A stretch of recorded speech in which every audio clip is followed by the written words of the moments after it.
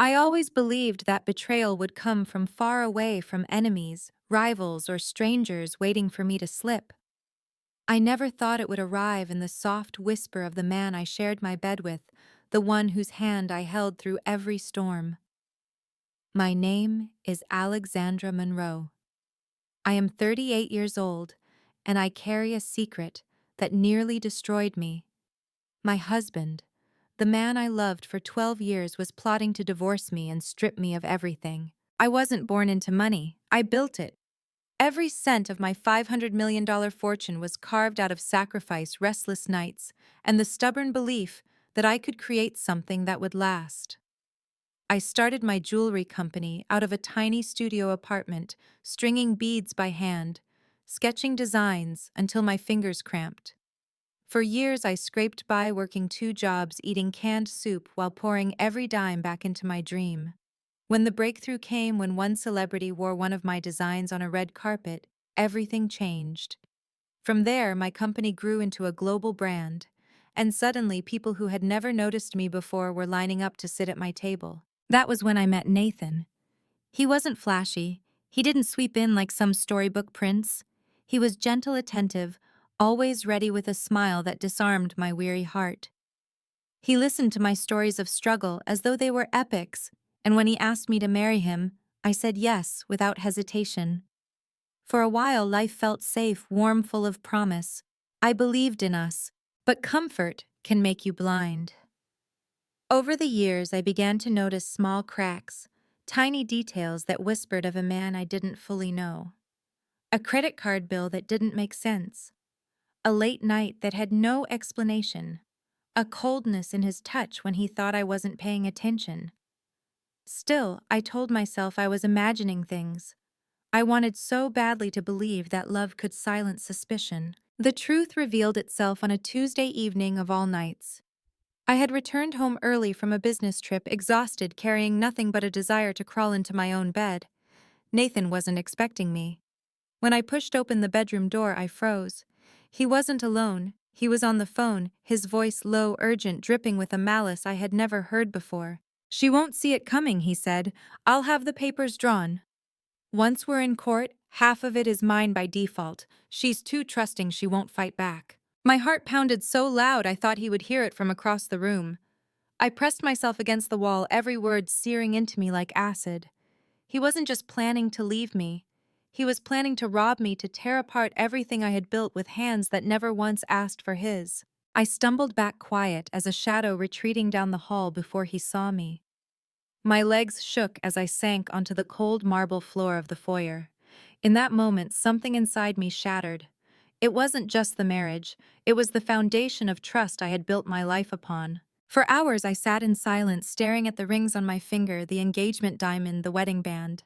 Symbols that once glowed with promise now felt like chains mocking me. How many lies had been whispered behind those vows?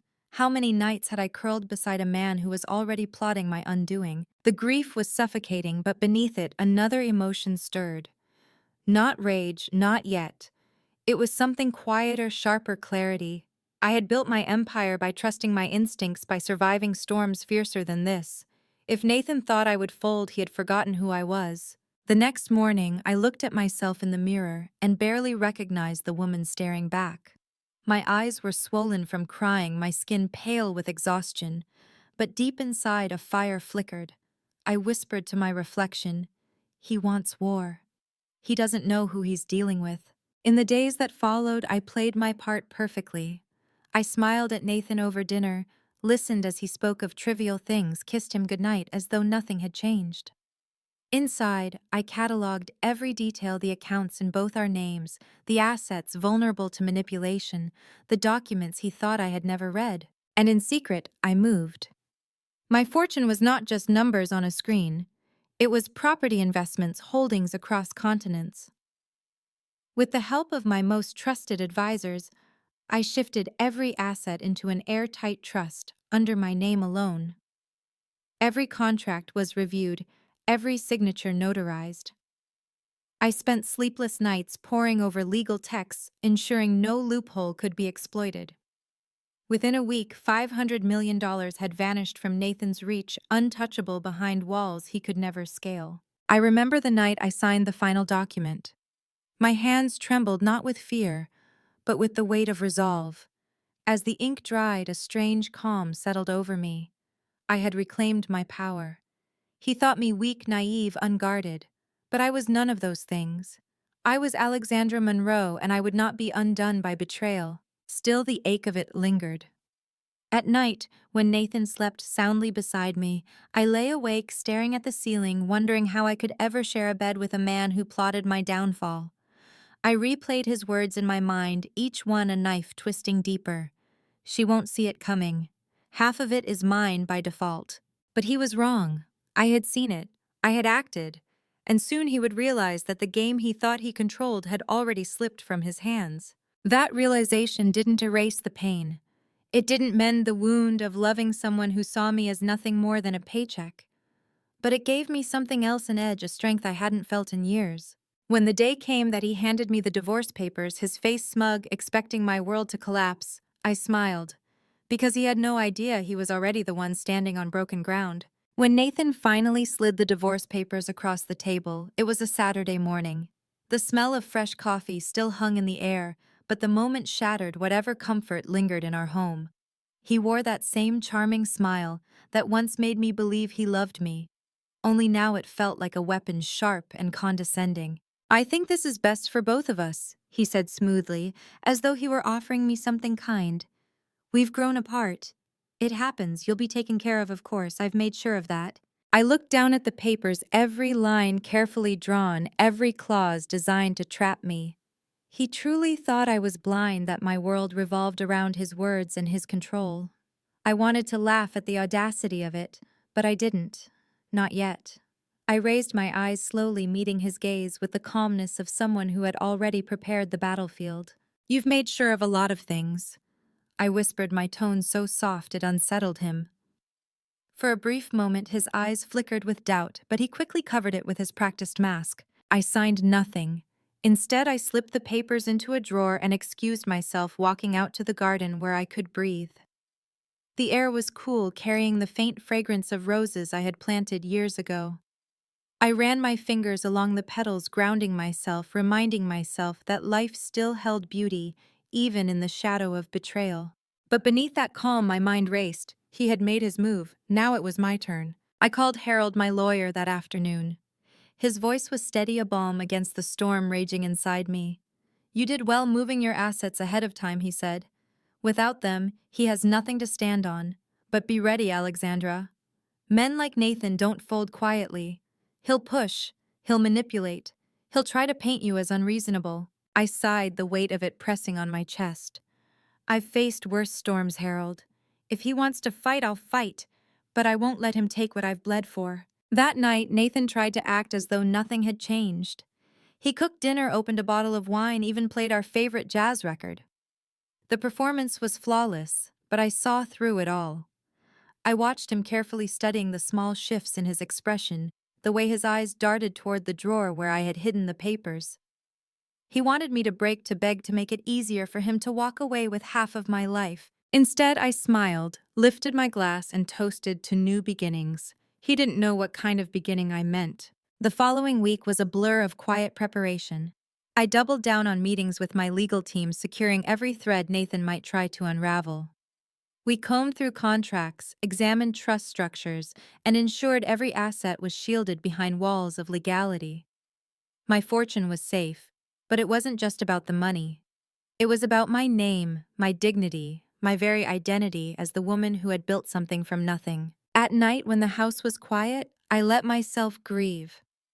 I grieved for the love I thought I had, for the years I could never get back, for the laughter that now rang hollow in my memory. Betrayal has a way of distorting time. It makes you question every moment, every word, every kiss.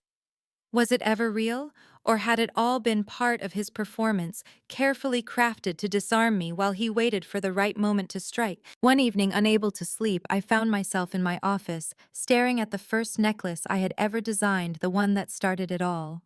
A simple piece, delicate and unassuming, yet powerful enough to change my life.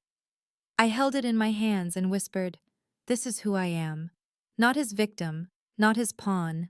Mine." The strength returned sharper, now honed by pain. Nathan, however, grew bolder. He began making calls in the open, his voice dripping with arrogance. I overheard him one afternoon telling a friend, "She won't fight me. She's too emotional. She'll crumble in court." I nearly laughed out loud, if only he knew how wrong he was. By the time the first court hearing arrived, I was ready. Dressed in a simple black suit, my hair tied back, I walked into that courtroom, not as a wounded wife, but as a woman prepared to defend her empire. Nathan sat across from me, his expression smug, his lawyer whispering in his ear. He believed victory was his before the battle even began. The judge called the case to order, and Nathan's attorney launched into a carefully rehearsed speech about my supposed fragility, my inability to manage finances, my dependence on Nathan's guidance. I sat silently, my face unreadable, while fury burned in my chest. They painted me as weak, incompetent, a woman whose success was merely an illusion propped up by her husband. And then it was my turn. Harold rose, his voice calm but firm, dismantling every falsehood brick by brick. He presented documents, trust structures, financial records, all proving that not only had I built my empire alone, but that every dollar was securely mine. Nathan shifted uncomfortably in his seat, his confidence unraveling with each passing moment. But the real blow came when Harold produced a recording, a snippet from the very phone call I had overheard. Nathan's own words filled the courtroom. "She won't see it coming. Half of it is mine by default." The room went silent. Nathan's face drained of color, his mask shattering before everyone's eyes. The judge's expression hardened, and I felt the first wave of vindication wash over me. Still, I remained composed, outwardly calm, inwardly triumphant. This was only the beginning. When the hearing ended, Nathan avoided my gaze. He walked past me, his shoulders tense, his charm nowhere to be found. I watched him go, my heart heavy but resolute. This was no longer just about divorce. This was about survival, about reclaiming my narrative, about proving that betrayal could not define me. That night, I sat by the window with a glass of wine, staring out at the city lights. My reflection looked back at me, stronger, now sharper, but undeniably scarred. I whispered to myself, "This is only part of the story. The rest is still mine to write." The days after the first hearing were heavy with silence. Nathan no longer attempted his charade at home. Gone were the hollow dinners, the wine, the jazz.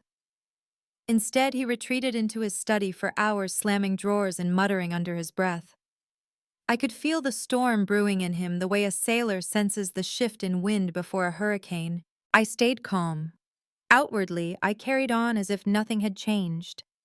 I attended board meetings, visited showrooms, laughed with my designers as we worked on the spring collection.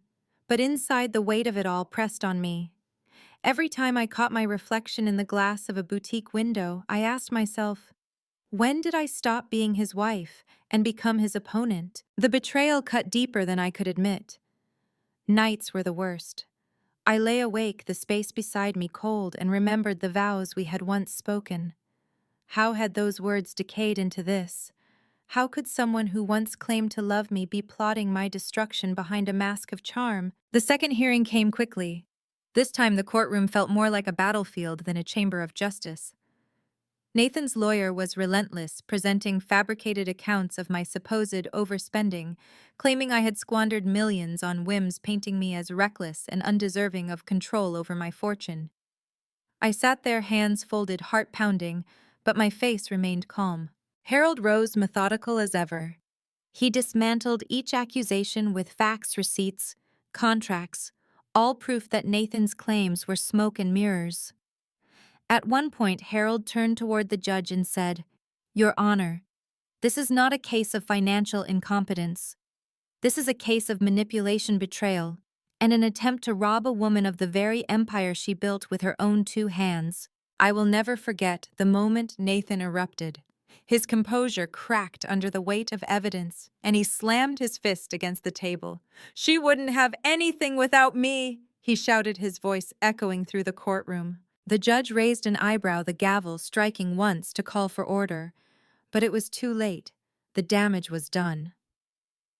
Everyone had seen it, the desperation, the arrogance, the truth that Nathan had worked so hard to disguise. I sat there still as stone, but inside a storm of emotions swirled. Rage, sorrow, vindication, all colliding in the pit of my stomach. I wanted to scream at him, to ask why he had chosen betrayal over honesty, greed over love. But I held my silence. Because in that moment, I realized silence was my greatest weapon. The hearing ended and Nathan stormed out, his face twisted with fury. Reporters waited outside, cameras, flashing microphones thrust forward. For years, I had avoided the spotlight, letting my work speak for me. But that day I stopped, turned toward them, and said simply, "The truth always reveals itself." Then I walked away, leaving the flashes behind. That night, alone in my room, I finally allowed myself to cry. The tears came hot and fast, not just for what I had lost, but for the woman I once was, the one who had believed in fairy tales and loyalty and love. I grieved for her innocence, knowing she would never return. But grief, I discovered, can be fuel. The more I cried, the more I felt something else rising inside me, something fiercer, stronger, sharper than the pain. It was resolve. I wiped my face, looked in the mirror, and whispered, "He may have tried to bury me, but he didn't realize I was a seed." The third hearing became the turning point. Nathan arrived disheveled, his arrogance replaced with visible strain. His charm was cracking, his facade unraveling. He avoided my eyes, as if looking at me might remind him of what he had destroyed. The courtroom was tense as Harold presented the final piece of evidence, a series of financial transfers Nathan had attempted to hide overseas. The judge's face darkened as the documents were laid out, undeniable proof of deceit. Nathan's lawyer fumbled, tried to object, but the damage was irreversible. When the judge finally spoke, her words cut like a blade. "Mr. Blackwell, the court does not look kindly upon attempts to conceal assets or manipulate proceedings. It is evident that your actions were premeditated and intended to deprive Mrs. Blackwell of what is rightfully hers. The court recognizes Mrs. Blackwell as the sole owner of the empire she has built. These proceedings will continue, but her assets remain protected." The gavel struck, a sound so final it echoed in my bones. I closed my eyes, exhaling a breath I didn't realize I had been holding. Relief washed over me, but it was tinged with sorrow. Because while victory was within reach, the cost had been immense. Love had rotted into war marriage, into battlefields, and the man I once trusted more than anyone was now a stranger I barely recognized. After the hearing, Nathan approached me in the hallway. His face was pale, his jaw clenched, his voice low and trembling. "You'll regret this," he hissed. "You think you've won, but you've made an enemy out of me." I met his eyes without flinching. "You made that choice long before I did." I walked away, each step heavy but steady. I didn't look back. That night, I sat once more in my office, the necklace that had begun my empire resting in my palm. I thought of the girl I had been, the woman I had become, and the path still ahead. I realized something profound. Revenge wasn't about destroying Nathan. It wasn't about watching him fall. Revenge for me was survival. It was proving that I could endure betrayal, walk through fire, and still rise unburned. But deep down, I knew the battle wasn't over. Men like Nathan didn't accept defeat easily. There would be more storms, more schemes, more attempts to break me. And I would have to be ready, not just with lawyers and contracts, but with strength of spirit, with unshakable resolve. The story was not finished. It was still being written in the ink of pain, the paper of endurance, and the binding of truth. The weeks that followed were some of the longest of my life. Every day felt like walking a tightrope stretched over a canyon, the air heavy with tension, the ground miles below. Nathan's fury only deepened after the third hearing.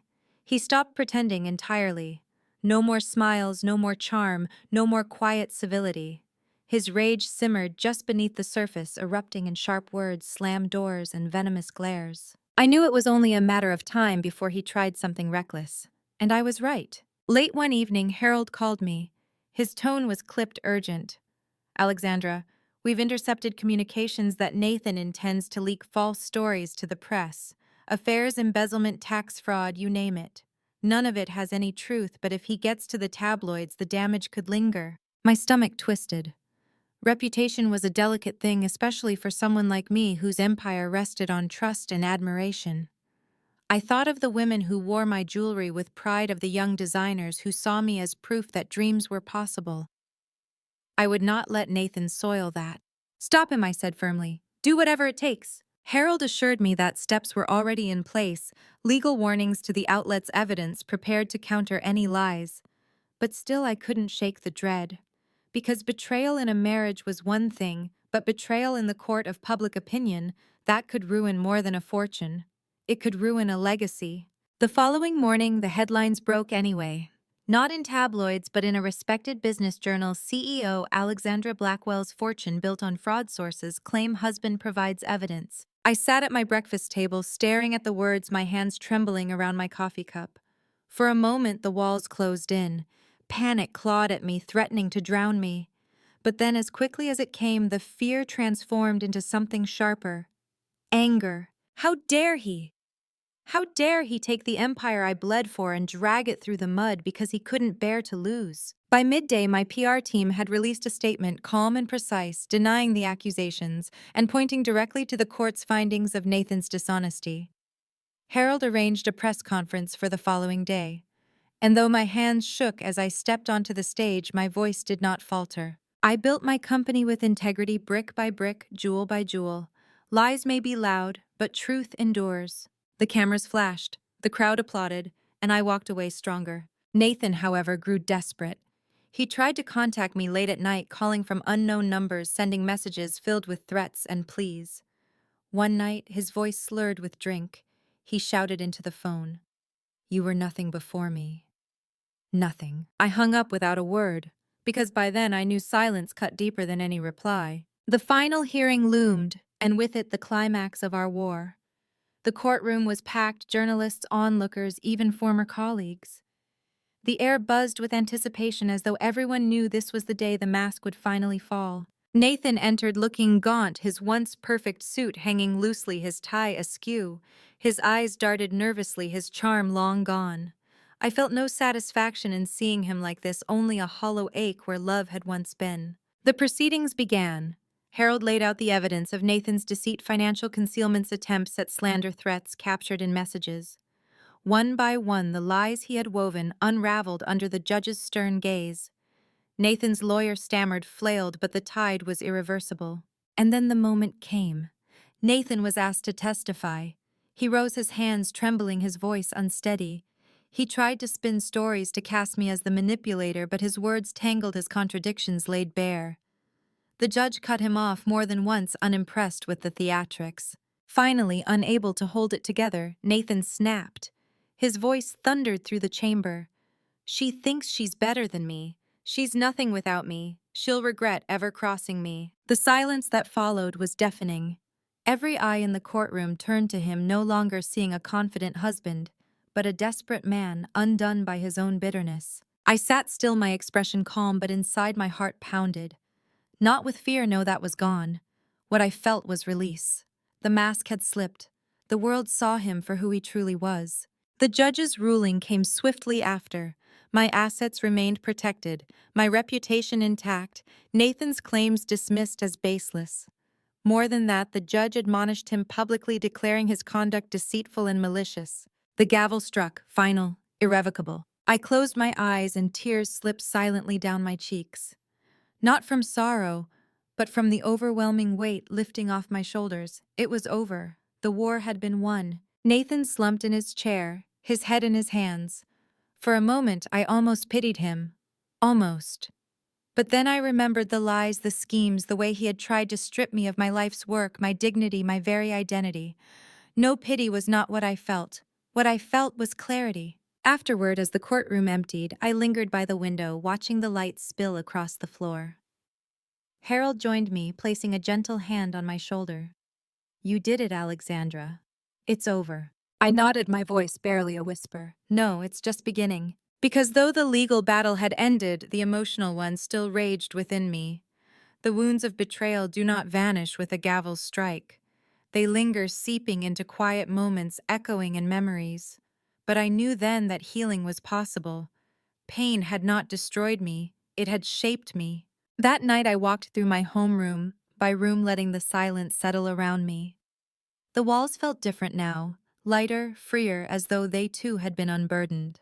I stopped in my office, picked up the first necklace I had ever designed, and held it against my chest. "This is who I am," I whispered. "Not his shadow, not his victim. Mine." The tears came again, but softer this time, cleansing rather than crushing. Because now I knew the truth, revenge wasn't about Nathan's downfall. It was about reclaiming myself. The morning after the final hearing, I woke to a strange quiet. For months, my life had been consumed by battle documents, courtrooms, lawyers, sleepless nights filled with dread and strategy. Now all of that was gone. The silence wasn't heavy anymore. It was peaceful, almost foreign, like a long-forgotten melody returning after years of absence. I sat on the edge of my bed, the sunlight pouring through the window, and realized something simple but profound: I was free. But freedom comes at a cost. As I walked through my home, the memories clung to every corner. The dining table where Nathan had first placed the divorce papers. The study where I had overheard his whispered betrayals. The garden where I sought solace among the roses. These spaces carried scars just as I did. I knew then that healing wasn't about erasing the past. It was about carrying it differently. No longer as chains, but as lessons. Over the following weeks, I began to rebuild not just my business, but myself. I returned to the showroom, standing side by side with my designers, sketching, laughing, dreaming again. Customers came, their eyes shining as they tried on pieces that reflected not just beauty, but resilience. I realized then that my creations carried more than gemstones and metal. They carried stories, mine and theirs. One afternoon, a young woman approached me after an event. She clutched one of my necklaces, her voice trembling as she said, "Your story, it gives me hope. I left someone who tried to control me. Seeing you stand strong makes me believe I can too." I held her hands in mine, my heart swelling with both sorrow and pride. "You already are strong," I whispered, and I believed it. It struck me then that perhaps this was the true gift hidden inside betrayal, not just survival, but the chance to help others survive too. My pain could be transformed into a light guiding others through their own darkness. Nathan faded from the headlines after his outburst in court. His reputation crumbled, business associates distanced themselves, and eventually I heard he had left the city altogether.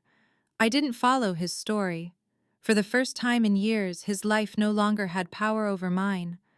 That was his path to walk, his consequences to bear. And as for me, I embraced something I had nearly forgotten: joy. I took trips I had long postponed: Paris in the spring, Tokyo in the fall. I sat in small cafes, writing in my journal, rediscovering the parts of me that had nothing to do with business or battles.